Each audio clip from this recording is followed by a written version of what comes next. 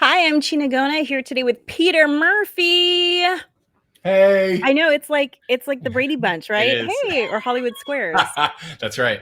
We're dating ourselves either way. I've only heard of those two things. I don't know. I've only heard of it. I didn't watch it. Yeah, yeah. Is that like Love Island? I'm the opposite. I've only heard of Love Island. I've Oh, never okay. seen it. Whereas I think I watched Brady Bunch in real time, like not Oh, on, whatever Nick at Night or whatever these things are that play reruns. I only watch laptop. I don't Laptop. watch laptop. Yeah, I don't. You were talking about television Yes, channels there like was this cable? thing called a box, a Box. TV box. I had to actually physically change the channel. I That's don't know. Peter and I are very different generations, as you can see. So, okay, so everyone, we're here just talking. Peter and I have known each other for a couple years, and Peter's going to be in the Soy Saucey September 7th at the Crow in Santa Monica. He's going to be hosting the whole thing. I Thank can't wait. you for that, Peter. Yeah, happy to. It's gonna be super fun. I'm so excited. So excited. And it's going to sell out. So buy your tickets now, soysaucy.com. Mhm. Okay. So Peter and I met a couple years ago now, right? I think it was during the Uncle Bob's. The comedy contest? Yes. Oh, yeah. It might have been Uncle Bob, Uncle Clyde's. Uncle Clyde's, I think. Oh, It's called. or Uncle Clyde. I'm not so good with them. I have a big family. There's so a lot of there's a I lot of get family confused. competitions. Yeah. Uncle Clyde's is the comedy competition. Uncle Bob's is the apple picking and apple bobbing competition. I swear there's an Uncle Bob something somewhere. But anyway, Uncle Clyde's, right? Uncle Clyde's. For some reason, that reminds me of like this place I grew up next to called Stevie Tomatoes, and they would have like the best. Oh my gosh, did you remember? If you remember TV, let me tell you about the radio. You remember the radio? Yes, I do remember the radio. They had this radio song. They were like, Stevie Tomatoes, sports page, go for the food, stay for the sports. Stay for the sports. I don't think I was listening to the same channel as you. No, slightly different. But in Florida, it's all about screaming and yelling. And so on the radio, that's what's happening. So you're from Florida. Mm-hmm. Tell me about Florida. I've never been to Florida. Really? Yes. Is that bad? And I've been to a lot of states too. Like I've been to Kentucky and Alabama, and I haven't been to Florida. Okay, well let's trace it. Kentucky, bourbon. Gotta have the bourbon. That's fun. I mean, there are dry counties, but Lynchburg is where they do Jack Daniels. I was in Lynchburg, so I was definitely not in a dry county. And it's not dry in Lynchburg. Yeah, no, that's what I'm saying. I was definitely not in dry county because I was in Lynchburg. We went to the Jack Daniels distillery. Oh, fun. Yes. Oh, have you been? Is that as fun as it sounds? Because I went to the Jameson distillery when I was in Dublin. It is the most fun you will have traveling during the day in Dublin. I might have been too young to appreciate it because I've been to the Guinness distillery, also in Dublin, right? Okay, yeah. And you could try to do two in one day. I was ambitious at the beginning of the day, but after an afternoon in the Jameson distillery, Guinness is just too far away. The Guinness one was really cool. I didn't make it to the other one. I was like 11 when I went to the Jack Daniels one, and I can tell you exactly why. Because I went to space camp in Huntsville, Alabama, and then my family went to visit Jack Daniels during that time. So I was 11. So I didn't really appreciate it. I love me some Huntsville, Alabama. Let me tell you what. I lived in Birmingham, Alabama for 8 months. Oh, wow. An incredible experience. So if I'm in Kentucky, I went to Kentucky once. Did not get to enjoy Lynchburg and the good people at Jack Daniels. But so I'd love to visit there. But if you're in Alabama, the things to do particularly are go to Jim and Nick's barbecue. Okay. Absolutely incredible. Milo's barbecue. Milo's is a sweet tea. You can get their sweet tea at any Albertsons, I think. But some of the best regional fast food you could imagine. It's not the equivalent of, but similar in reputation to In-N-Out. Oh, okay. So In-N-Out is to California what Milo's, in my opinion, is to Alabama and the South, and the best sweet tea consistently that you will get. I mean, someone's grandma in a shack is making great sweet tea, right? But if you need to get a gallon of it for a party, that's where you go. You go to Milo's. And then, growing up there, or not growing up there, but I did a lot of growing up there, but in my 8 months in Birmingham, it was the first time I ever tried ranch on pizza. And that is, that's fun. And yeah, had a great time in Birmingham. But then, all these experiences, we're talking about Dublin, we're talking about Kentucky, we're talking about Alabama, and the excitement of travel in America and abroad. All of that is in one way or another synthesized within Florida. So if you've traveled the world, you will enjoy Florida's replica of a replica of whatever you've experienced somewhere else. And nowhere is that more true than at Epcot in Disney World, where you can go in one afternoon from Canada to Japan to Italy and then Paris. And that's where you're from, Orlando, right? Yeah, somewhere between the Canada, Moose Lodge in Epcot and and where they shoot off the rockets at Cape Canaveral. No, I'm from Florida, raised there, and from a sunny little town called Cape Coral. And two fun facts about Cape Coral: more canals than any other city in the world, including Venice, Italy. Really? And they are all man-made canals because the city, not all cities in Florida, but this city in particular, was made on what was meant to be it was never meant to be inhabited by man. It was swampland. Oh, I see. So they had to dig it out to make it work. Something like that. Yeah. Okay. You got to dig it out to make it work sometimes. So what's it like in Orlando besides the theme parks? Yeah, I lived in Orlando for 5 years, spent the better part of 18 years in Cape Coral, Birmingham and New York, somewhere in between there. And what's it like in Orlando? Orlando's, when I grew up in Florida, there was a big roller coaster boom. So every city either had it's kind of funny to think of a roller coaster boom. But, Islands of Adventure and Universal were being built, and Disney was already so well established there, Disney World. Oh, okay. So it really changed the landscape for you. Well, when Universal and Islands of Adventure were becoming very popular in the 90s, every city in Florida felt the need to compete with that. So in Tampa, we have Busch Gardens, which has a zoo theme. We have, in my hometown, this place called Sunsplash, which is a family water park. And being in Florida, it's open most of the year, and can have and it's fun. So what's it like living in Florida? What's it like living in Orlando? Unfortunately, in Orlando, we're in the shadow of Mickey Mouse, which is a love and hate relationship. I love that it offers fun jobs to my creative friends that live in town there. However, it does this attract yet repel thing where people are like, oh, I'm going to go to Orlando.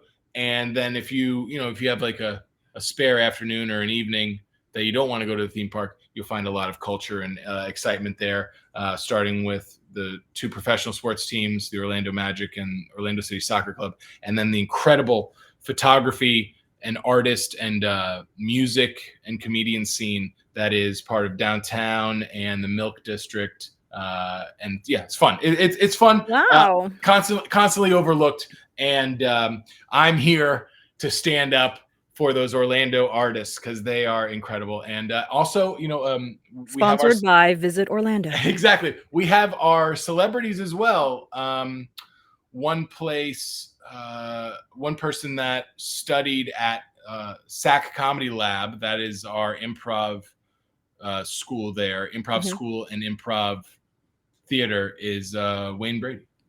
Wayne Brady studied amazing. He's brilliant. Who's funnier than Wayne Brady? Yeah. Brilliant. Okay, well, wow, you just took me from I will never go to Florida too. I'm absolutely going to have to go to Orlando. Yeah, visit Orlando and get Yeah. lost. Get lost in Orlando. You want to go, if Stevie Tomatoes, go for the food, stay for the sports. If you're going for the food, stay for the sports. If you're going to Orlando, go for the mouse, but stay for the art. Oh, I like that. Is that a tagline somewhere, or did you just make that up? I just made that up just on the spot. Oh my God. Trademark. Visit Orlando Peter people Murphy. Take it. Yeah. Yes. Visit Orlando.com. When are you sponsoring Peter Murphy? Come on. Yeah, come on. I used to host, when I lived there, I used to host a show called Orlando Live, which is done by the great people at Concrete Line Pictures and Full Sail in conjunction with Full Sail. And then I would also host shows at like music shows and comedy shows, the Hard Rock Cafe and the House of Blues, which is fun. So a lot of culture and a lot of touring bands and stuff like that. But yeah, I love shouting about Orlando anytime I can, and I'm going to be back there hopefully sometime soon, but definitely November for Warped Tour. Warped Tour is coming back. What's Warped Tour? So it's a festival that is celebrating its 30th year, I think, this year. And it would be like a traveling carnival for independent bands. They would go around across the country. They're just reviving it now. So there's only 3 stops. It's in DC, that location, that event already passed. Then Long Beach out here in California, and then Orlando. And basically it's like, emo and punk rock bands, and it's the Vans Warped Tour. So, people that wear Vans, it's the type of music that they listen to. Okay. I love Vans. Yeah. Oh yeah. Hey, me too. Who doesn't? I am told we are a Vans family. Okay. Yeah. Nice. Anyway, that's a totally another story. We won't go there right now. So, like, you wear Vans or you're driving Vans, like both. a minivan. So, nice. So we have a camper van, mm-hmm. and I was like, oh, we're like Vans in the van. Anyway, whatever. So I was in a band. Let me tell you this real quick. I know you want to transition, but since we brought it up, I was in a band called Born with Steel Teeth. That was my high school band. Fun. High school and college. It was called Born with Steel Teeth. And we would play. We played this one show with our friend in this band called Beaten Strangers, and they were like an electronica type of band, and it was mostly one guy playing a lot of instruments and doing tracks. But I think we were like a 4-piece, 5-piece.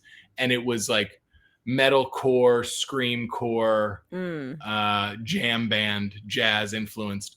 And this one show we played at, I forget the venue exactly, but we're in the van, and I'm like, my girlfriend at the time, she's in the front seat. The rest of the band's in the back. There's like, we're packed, and there's like 7 of us in this van.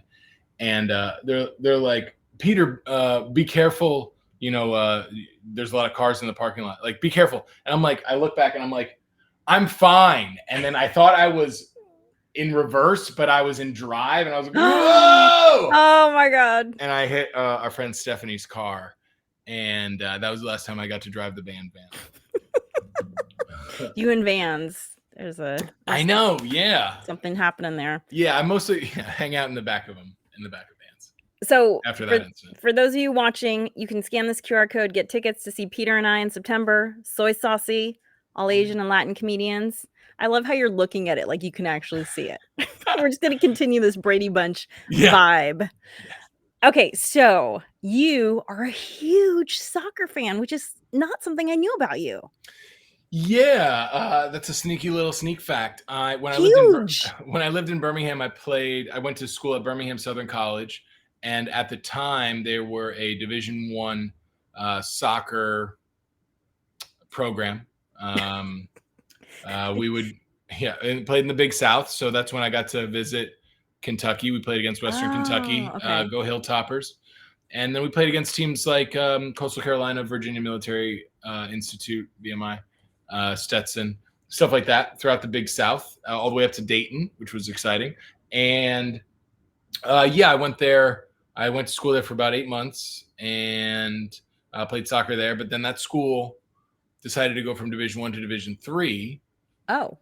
For a number of reasons. One, mostly being they thought enrollment would go up if they added a football team. But who cares about Division III football? I don't know if that. I mean, no shade to Division III football players, but like, why? Why are you? Right. Yeah, if you're playing Division III football, come on, give it up. Give it. Division III.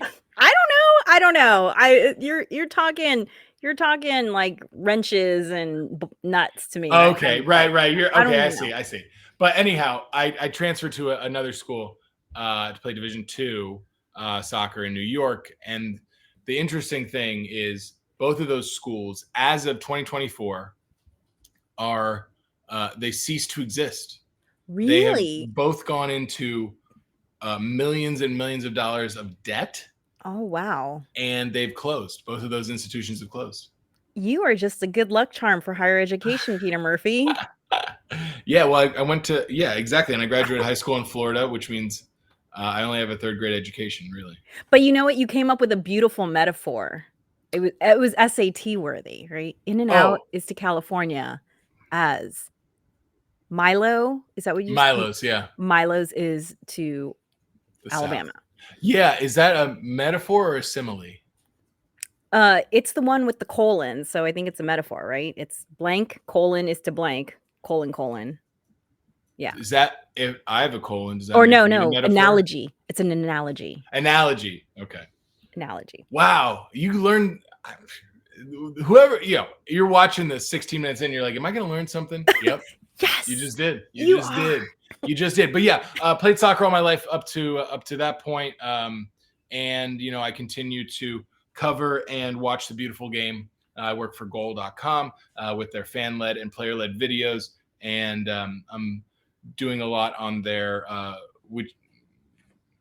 what's about to be announced is this is an exclusive for us here. Is their podcast network. So their podcast network is about to break out, and I'm really excited to announce the specific shows when they come out. But right now, that's all I can say. Oh my God, that's amazing. Big soccer guy. You watch soccer, right? So I love soccer as a player. I don't really like watching sports in general. I play almost every sport. In fact, I still play soccer. Oh, cool. Good for you. Yeah, but I don't like watching sports. Really? I like to do. Right. The idea of going somewhere sitting down for 90 to 100 minutes, that just doesn't interest you. No, and I went to a big sports school. Oh. 2 big sports schools, actually. Oh. I'm a Trojan. Oh, yeah. Hey, fight on. Fight on. And I would sit in the stands because I did go to the football games when I was a student. I would sit in the stands, and I've never been able to meditate as easily as I meditate when I'm watching football. It's like 3 hours go by and no information came in, and I'm just wow. I feel so like calm and rested and renewed. Oh, sorry. Did we win? Did we not win? I don't know I have no idea. That's another reason to go to a live game. Is like the meditative factor of it. Yes. And I got to be honest with you, I'm kind of like that when it comes to concerts.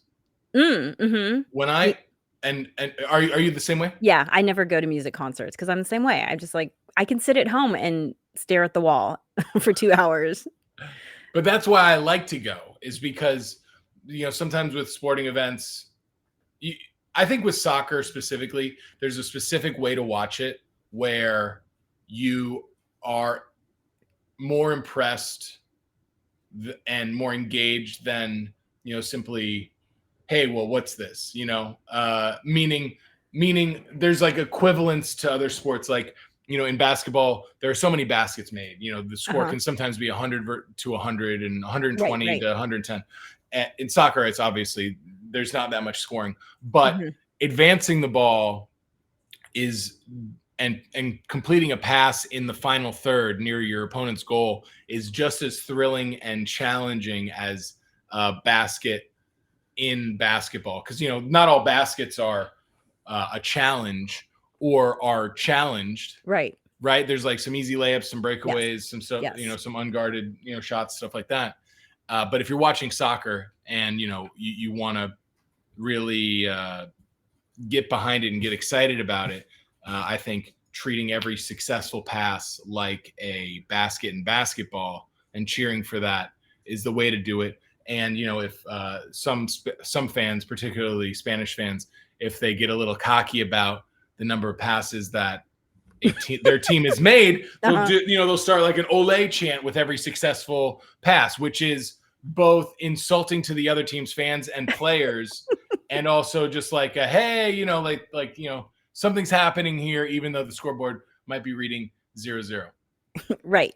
No, because it's challenging. I mean, soccer fields are huge. So completing a successful pass without interference from the other team is an accomplishment. But you avoid these things because it's like meditation. I go to concerts and some sporting events because it's meditation. Interesting. I'm like, that's my time to get in touch with my subconscious. So your favorite team is Orlando? Yeah, my favorite soccer team is Orlando City. They played the MLS 2022 U.S. Open Cup champions. I was at that match. Great. And then, that's stateside here just because, I worked with the team in their first year, fairly new team, 2010 was when they were announced. So not, just that's pretty established. I mean, yeah. Oh, yeah. But 2010, like there are soccer teams like my other team that I root for, I'm an absolute diehard fan of, is Everton, and they were established in 1892. Yeah, but European teams, they're, whatever. They've been around forever. Yeah, exactly. Hard to compare any European team to an American team on any scale. But yeah, then in the English Premier League, I support Everton, and they're great. The People's Club is their nickname. Out of Liverpool. Well, you mentioned something I hadn't heard, which is that there are a lot of American players on the Everton team. Yeah, historically, they've fielded the most Americans of any Premier League team, and that's just over time, not currently. We actually, Everton don't have any current American players. Oh, so it's a total lie. Thanks, Peter Murphy. Make me a liar. Just in history, amongst Premier League teams, we have the most. From what I gather, there might be another team that could challenge us, but American players that have played for Everton, the great Landon Donovan, the great Tim Howard, the great Brian McBride, and then of course the great Preki, and then Joe Max Moore. That's 5. Not a big number, but considering that American players don't get too many shots to play overseas, pretty impressive. Okay, so you told me that you're a boyfriend. Right. And that's a significant thing for you. Why is it one of the 3 identifiers that you asked me to include in your interview title? Sure, yeah. I'm a boyfriend kind of guy. I'm just what does that mean? Good question. I enjoy being in a relationship and just being in love. What's better? What's better than that? What's better than that? Yeah. Wow. I don't even remember I'm a boyfriend that kind of guy. God, that sounds so sweet and new and hopeful. I really don't remember. Do I sound foolish when I say it like that? No, not foolish. Okay. Just young. You just sound young when you say that. Like, be married for multiple decades, like this one here. Wow, yeah. You're a child bride. You were a child bride. I was not a child bride. I was almost 30 when I got married. Thank you very much. Wow. This is called lots of work. Not lots of love. Plastic surgery. Just like I do face yoga, Peter Murphy. Whoa, face yoga? Yes, you have to. You have to at a certain age. If you want this to not be on the floor, you have to do face yoga. It's just reality. Although comedy helps because I do a lot of expressions.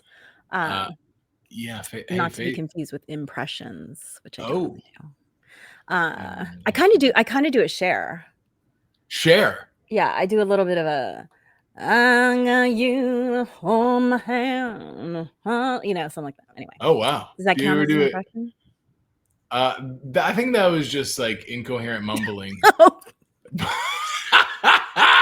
But you know what? I haven't checked in on Sharon a little bit, and she's getting up there. I love me some Cher. I love me some Cher though. I believe in life after love. Or do I? Or do I? Okay, so you're boyfriending, and it sounds really sweet and romantic. Mm. What do you still celebrate, like, Valentine's Day and anniversaries and that kinda stuff? I think here we're gonna go deep here. I think it's important to celebrate every moment as it happens, not to get too caught up in the future or the past or what Mm, has happened, what will happen, and climb a mountain in one step. You can't do that. So I really enjoy any opportunity to celebrate, and being Floridian, there's something that I've noticed in fellow Floridians is that we tend to really go heavy into our emotional directions. Like if things are going bad, oh, let's make it worse, but if things are good, let's over celebrate it, right? mhm. And life to me, if you're asking me today, July 1st, 2025, life is just about seeking that one moment of glory that can live forever. Hmm. And within that, there's nothing wrong with choosing to celebrate any opportunity to celebrate. I'm not talking Oh my about god, I'm gonna go hug my husband when he comes home. I'll be please, like, please do it. Yeah. "Honey, we have to celebrate this moment." Peter was talking about minivans, and then we started crying. I think that's what it's all about. And yeah, it's so. But what I'm saying is, I'm not like, oh my god, I need to get a card for Secretary's Day. Though we should be celebrating our secretaries and people I think they're called working jobs like that. administrative assistants now. Are they? Okay, great. Well, then good for them. Good. Does that come with a pay bump? I don't care what the fuck you're called. It should, I'm sure. It should. Yes, exactly. A rose by any other name would make as much money on on the pay on the call sheet. But yeah, I'm not saying like celebrate, National Sourdough Day. Let's What do not you get have carried against away. sourdough? Oh my god. Nothing. I love sourdough. I love Neapolitan pizza. I love it all. But what I'm saying is, I'm not one to shy away from celebrating, Valentine's Day or a half birthday or a half anniversary. Okay, Just so tell me let's do about it. the most recent celebration, Ooh, memorable celebration that you had. Like, what did you do? Did you do something fun?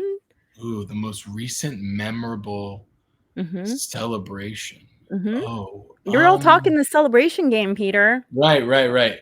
My most recent celebration, one that comes to mind immediately is I filmed a special which will be out soon. Yeah. And it's a stand-up comedy special, full length. It's great. You'll be able to see it on a streaming platform before the end of this year. TBD. Stay tuned on my Instagram and social media to learn more about that. But what was unique about this is there are some comedians who will shoot a special and they'll have two tapings. Some comedians I've heard do upwards of 6 to 8 tapings. Oh, I had to do this in one take, one mhm. shot. That's all I had, and we shot it live, and it was to be live. We had the opportunity to do pickups, but I was, for the sake of energy and keeping it live, we didn't do that. So I was like, all right, I'm going to focus on this and then really celebrate it afterwards. So what I did was we shot at the Hotel Cafe right in Hollywood, a beautiful venue. Where actually interesting, I just found this out. Mac Miller, one of his final performances was at the Hotel Cafe, I've right in the never middle of been Hollywood. there. Beautiful place, beautiful place. Great to see bands there. If you want to find your next favorite band, check them out, the Hotel Cafe. And so right around the corner was a hotel, and so I got a hotel room, and I invited everybody to come and party, and we partied on the roof, and then we partied in the hotel, and that wasn't necessary. I live in Los Angeles, Right. but there was something fun about, hey, the venue that we shot the thing is here. Let's go over there and let's party and let's hang out. And I love to create a space for my friends to get to know each other because I play soccer. I do comedy. I'm in in and out of a bunch of different fun groups and stuff like that. And like when friends combine and collide, it's always exciting. And so Right. we really over celebrated that night because it was a tremendous accomplishment because it was months of pre-production building to this one opportunity to make something special. And I really am really happy with what happened, and we really celebrated that night. That's wonderful. I love that. I'm all about celebrating accomplishments. That I can totally get behind. Yeah. And kudos to you. Bidding war for the Peter Murphy special. Yeah. Visit Orlando. We'll be putting in a bid, I'm sure, as they should. Gosh, yeah. That would be great. Yeah. And oh my gosh, we have to do this again because we're at our time. We've gone over time, but it's oh my goodness, so yeah. It's been so fun. Well, thanks for yapping. Sorry I took up so much time yapping about minivans. No, it was all good. And you should all come see Peter and I at Soy Saucey, September 7th at the Crow. There it is in St. Monica. Yeah, Soy Saucey. $25, huge parking lot that's free, and wonder of all wonders in Los Angeles, you can actually take the metro. Whoa, really? Yes, it's the same parking lot. Oh. So you can take the metro to this comedy club. And by the way, I saw a show there in May, and this comedy club is part of a huge complex, and there's a lot of art galleries around. Oh. And the show was happening, and apparently a really famous comedian was exiting an art gallery, and the comedy club owner grabbed him and said, "Will you please do a set?" And he said, "Hell no." And then apparently his wife was like, "What the hell? Get up on stage, do a set." And so I got to see Ray Romano. That's great.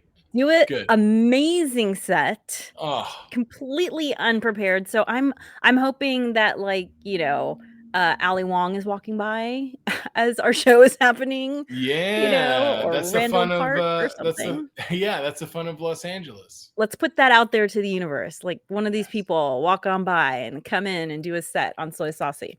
Yeah, and if they can't get tickets on the QR code, where else can they get tickets on your soysaucey.com? Super easy. And there is an E in that, Soy Saucey. soysaucey.com. SOYSAUCEY. Oh yeah, there it is. It's scrolling by. I hope it's not hurting you as it scrolls in front of your chest there. It's fine.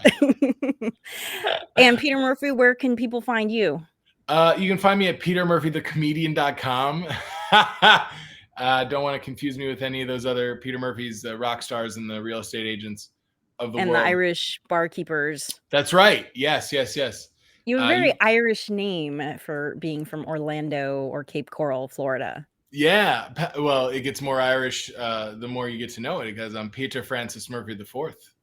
Wow. Peter Francis Murphy IV. Yeah, that's me. And you can also find me on Instagram. It's Peter_Murphy.